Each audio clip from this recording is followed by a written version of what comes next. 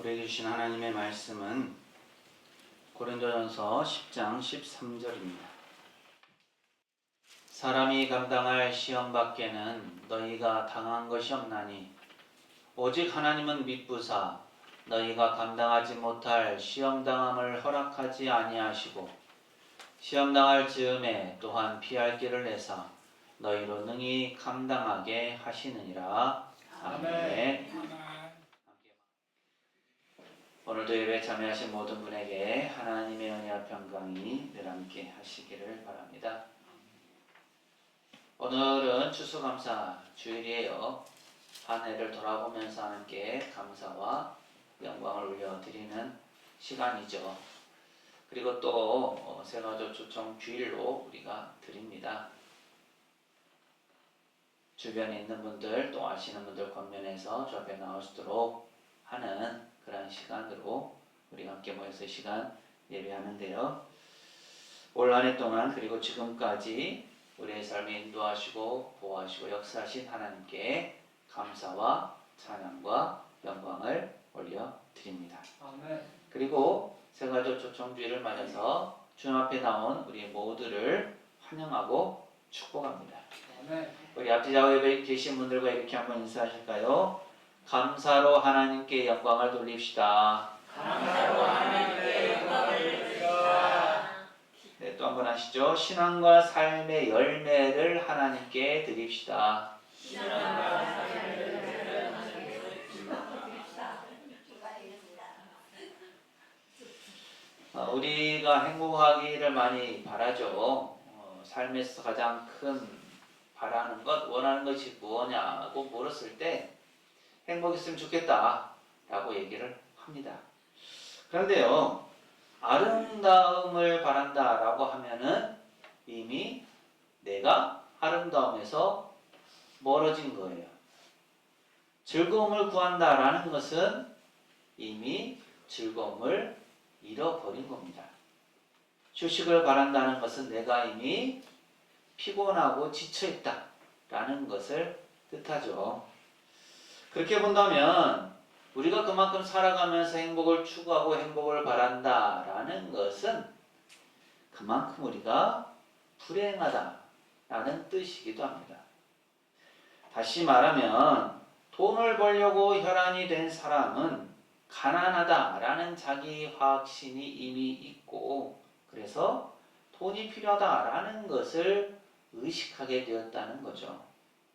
밥 세 끼 먹고 철 따라 옷이나 해 입는 정도에 만족하는 사람이라면 그 안에서 행복할 겁니다.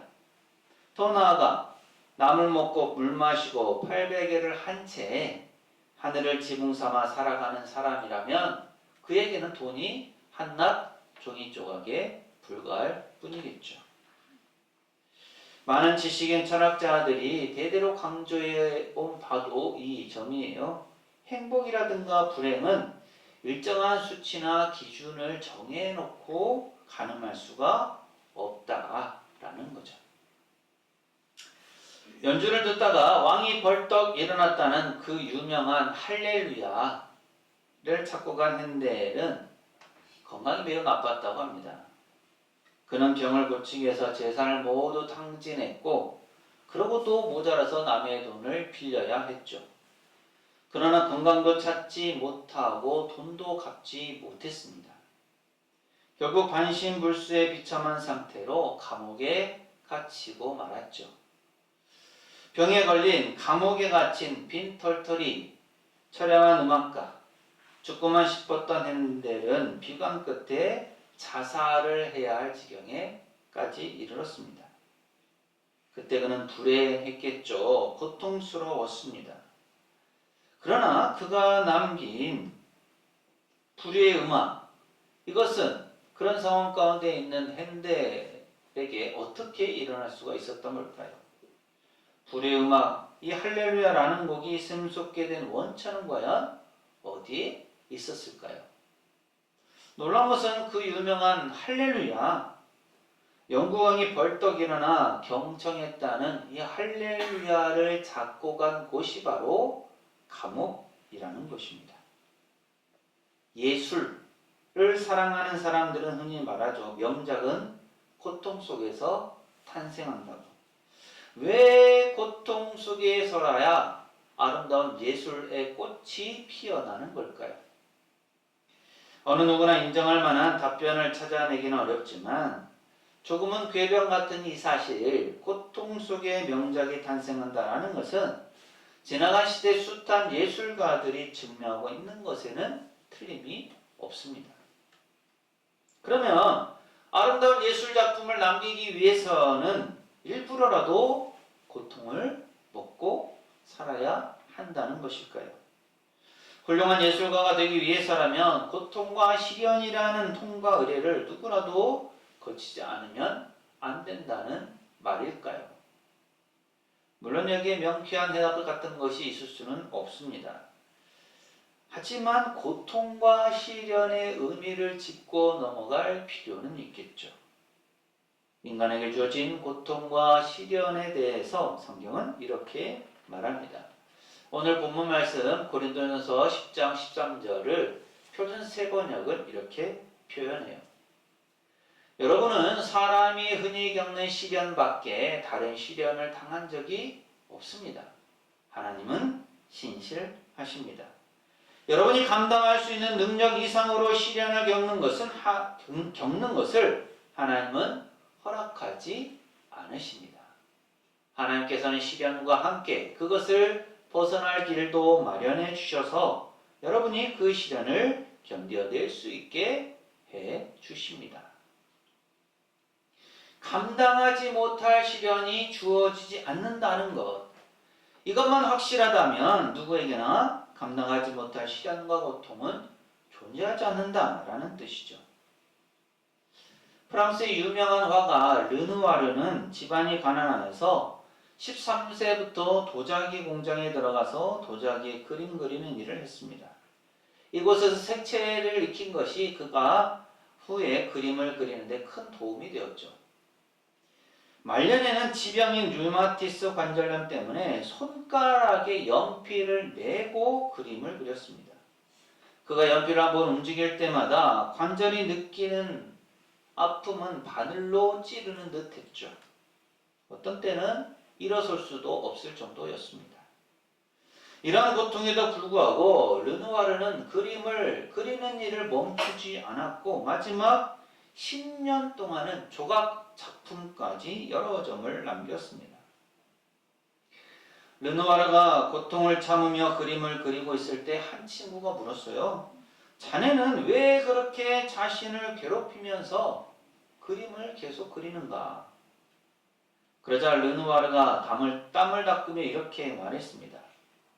고통은 지나가 버리지만 아름다움은 영원히 남기 때문이라네.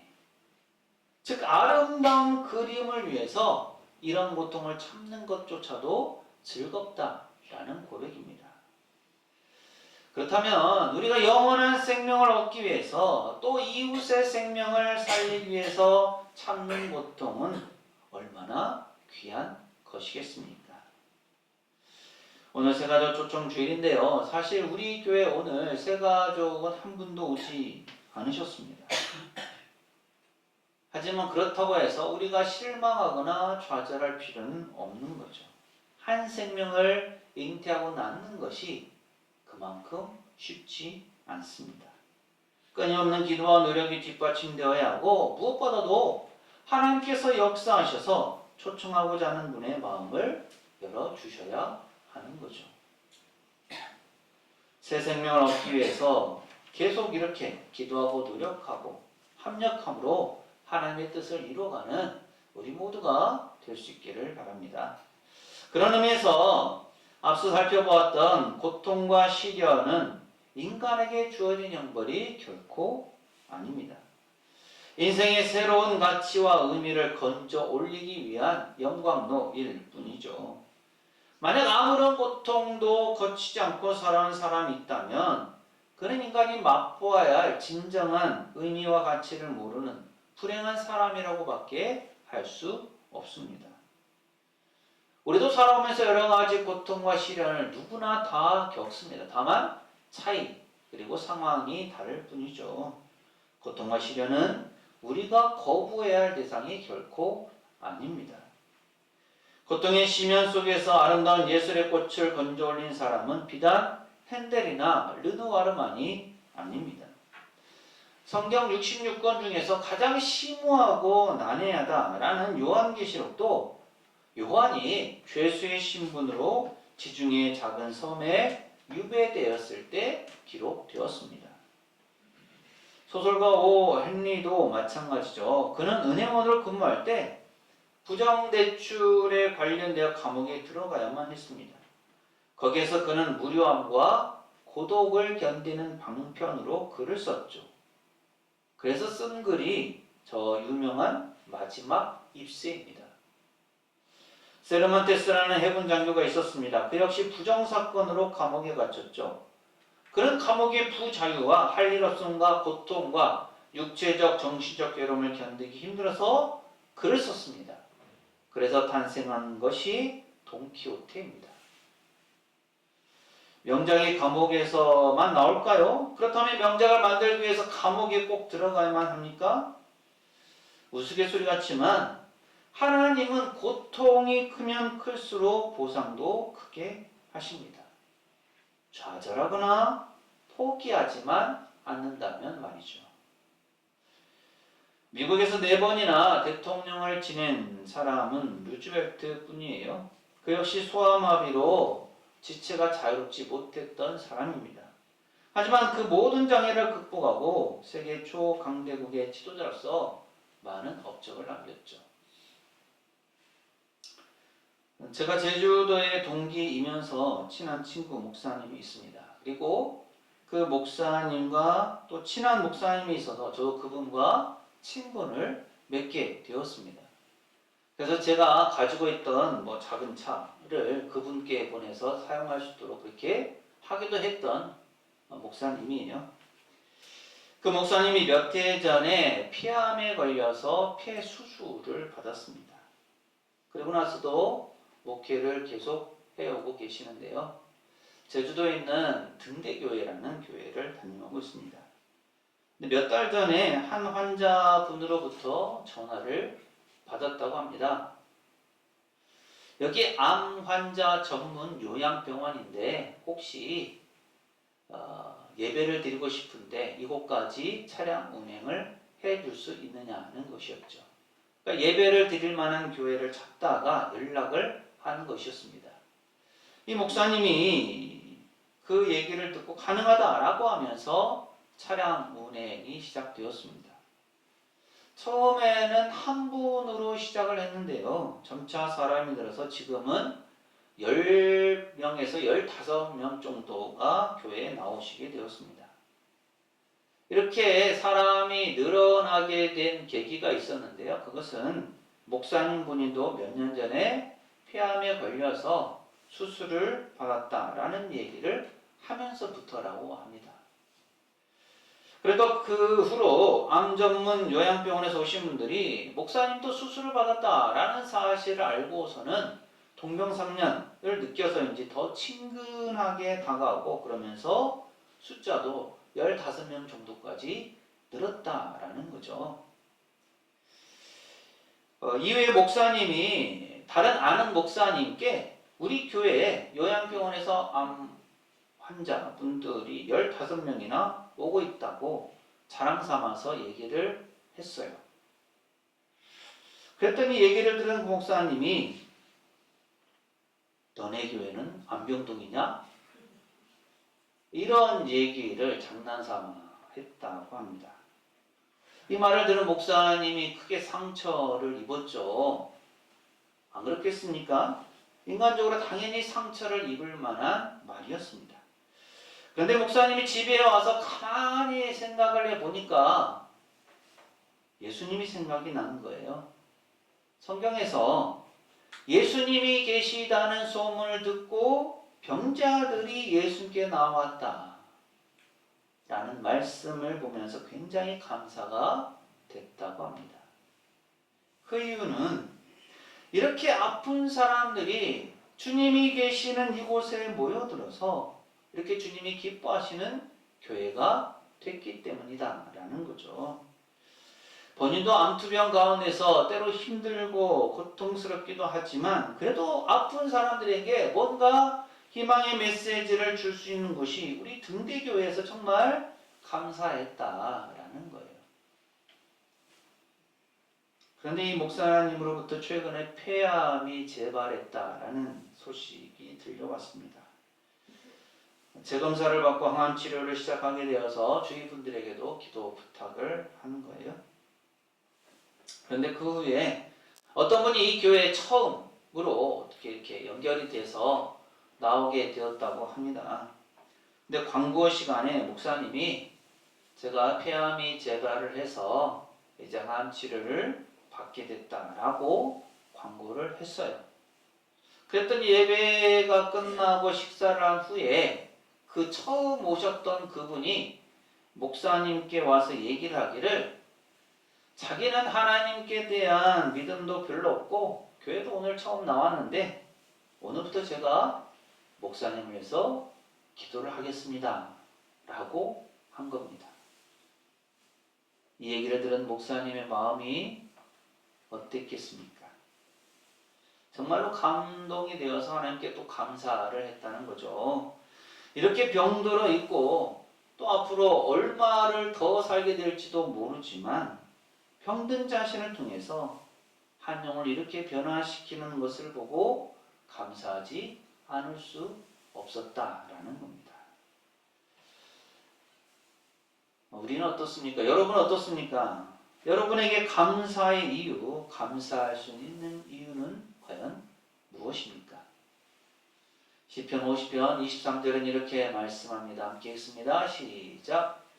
감사로 제사를 드리는 자가 나를 영화롭게 하나니 그의 행위를 옳게 하는 자에게 내가 하나님의 구원을 보이리라. 아멘. 감사로 제사 드리는 자, 감사로 하나님을 예배하는 사람이 하나님을 영화롭게 합니다. 감사할 수 있는 조건이 있어서 감사하는 것은 누구나 할 수 있죠. 하지만 감사할 수 없는 조건에서도 감사할 수 있다면 그 감사야말로 하나님께서 기뻐하시는 예물이라고 할 수 있을 것입니다. 사실 우리의 삶에 불평이 많아요. 아침에 일어나서부터 저녁에 잠자리에 들 때까지 온갖 신경질과 투정과 짜증을 달고 삽니다. 그럴 때마다 우리는 우리의 삶을, 마음을 다잡고 하나님의 말씀으로 새롭게 되어야 합니다. 데살로니가전서 5장 18절에서는 이렇게 말씀하고 있죠. 범사에 감사하라. 이것이 그리스도 예수 안에서 너희를 향하신 하나님의 뜻이니라. 힘들어도 감사하고 아파도 감사하고 절망적인 상황 속에서도 감사하는 것, 이 모든 일에 감사하는 것이 하나님께서 원하시는 그리스도인의 삶의 모습입니다. 그리고 우리가 이렇게 감사할 수 있는 이유는 하나님께서 우리를 도우시고 우리에게 힘이 되시기 때문이죠. 시련 가운데 있을 때에도 하나님은 우리를 그냥 두지 않으십니다. 우리에게 감당할 만한 시련을 주시고 또 시련 가운데 있을 때는 그 시련을 벗어날 길도 예비해 두십니다. 그런 분이 미쁘신 하나님, 신실하신 하나님이시죠. 혹시 지금 고통과 시련의 한가운데 서 있다는 생각이 드십니까? 그렇다면 가만히 하나님의 음성에 귀를 기울이시기 바랍니다. 나지막하지만 분명하게 속삭이는 내가 너를 사랑한다 라는 하나님의 소리를 귀담아 들으시기를 바랍니다. 우리 한 사람 한 사람을 사랑하시기에 우리가 감당할 수 없는 시련은 결코 주지 않으시며 앞으로도 그런 시련을 주지 않으실 것이라는 그 하나님의 음성을 들으시기 바랍니다. 그래서 고통 가운데서도 슬픔 가운데서도 어떤 상황 속에서도 하나님께 감사의 고백을 드릴 수 있는 우리 모두가 되시기를 바랍니다. 그리고요, 말씀을 맺기 전에 어제 오후에 있었던 일을 잠깐 말씀드리려고 합니다. 어제 추수감사주의를 앞두고 강단을 꾸미고 또 함께 여러분들이 나가서 전도도 하고 점심을 먹고 나서 다들 가신 후였어요. 제가 잠깐 자리를 비웠다가 돌아와서 말씀을 준비하는 중이었는데 우리 김원복 집사님이 배추하고 무하고 대파와 같은 채소하고 포도를 자전거에 싣고 오셨습니다. 이게 무슨 일인가 했더니 강단을 꾸미기 위해서라고 그렇게 말씀하시더라고요.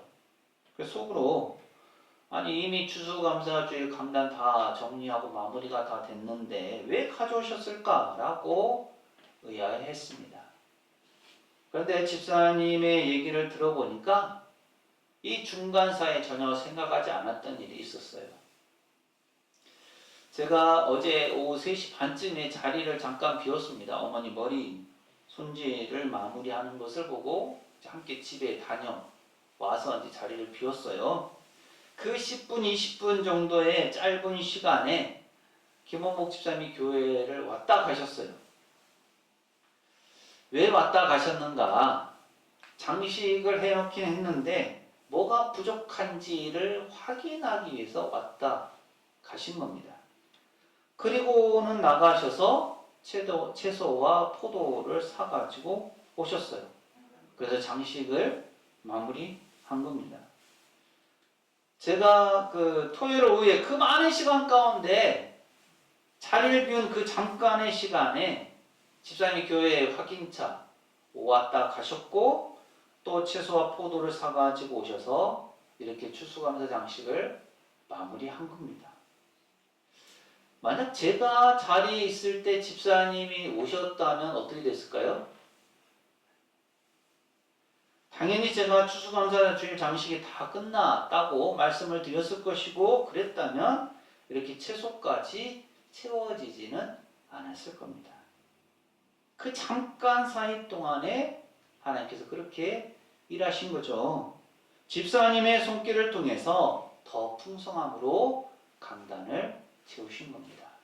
이 또한 어찌 감사하지 않을 수 있겠습니까? 다스리면이라는 글이 있어요. 내용이 이렇습니다. 나에게는 만족이 있는가 하면 불만도 있습니다. 그 불만을 감사함으로 다스리면 내 삶에 새로운 감사가 될 것입니다. 나에게는 사랑이 있는가 하면 미움도 있습니다. 그 미움을 겸손으로 다스리면 내 삶에 새로운 사랑이 될 것입니다.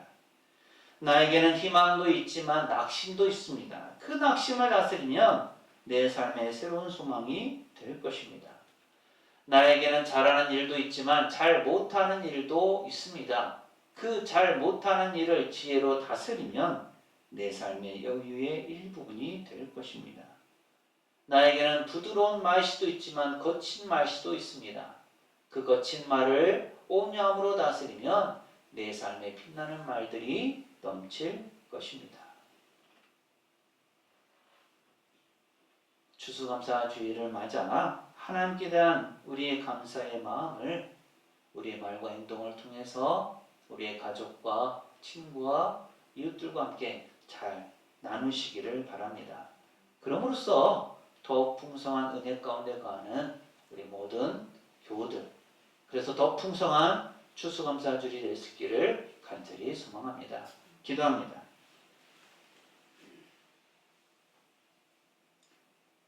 저희가 하나님께 감사할 수 있는 이유가 무엇입니까? 저에게 시련이 없는 것으로가 아니라 시련으로 인해 하나님의 마음을, 하나님의 뜻을 더 잘 알 수 있기 때문인 줄 믿습니다.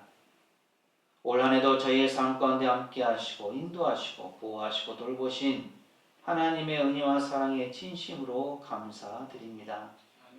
하나님께 대한 감사의 마음을 저희의 말과 행동, 저희의 삶을 통해 나누게 하옵소서. 그래서 주님께서 주시는 풍성한 은혜로 가득한 복된 추수감사절이 되게 하옵소서. 예수님 이름으로 기도합니다. 아멘. 하나님께 감사할 수 있는 이유는 시련이 없어서가 아닙니다. 시련으로 인해 하나님을 더 잘 알아가는 것, 이것이 하나님께서 우리에게 주시는 더 큰 은혜와 복입니다. 사랑하는 새성교회 교우 여러분, 이 말씀을 마음에 품고 세상으로 나가십시오. 하나님께서 우리와 함께 하십니다. 지금은 우리 주님 예수 그리스도의 은혜와 아버지 하나님의 무한하신 사랑하심과 보혜사 성령님의 충만 교통하심이 시련으로 인해 낭망하지 않고 하나님을 더 잘 알아감으로 은혜 아래에 거하기를 소망하는 세상교회 모든 교우들, 가정과 삶과 생업과 사역 위에 이 한 주간의 모든 생활 가운데 오늘 예배 참여한 모든 이들과 우리 교회 위에 영원토록 함께 하시기를 간절히 축원하옵나이다.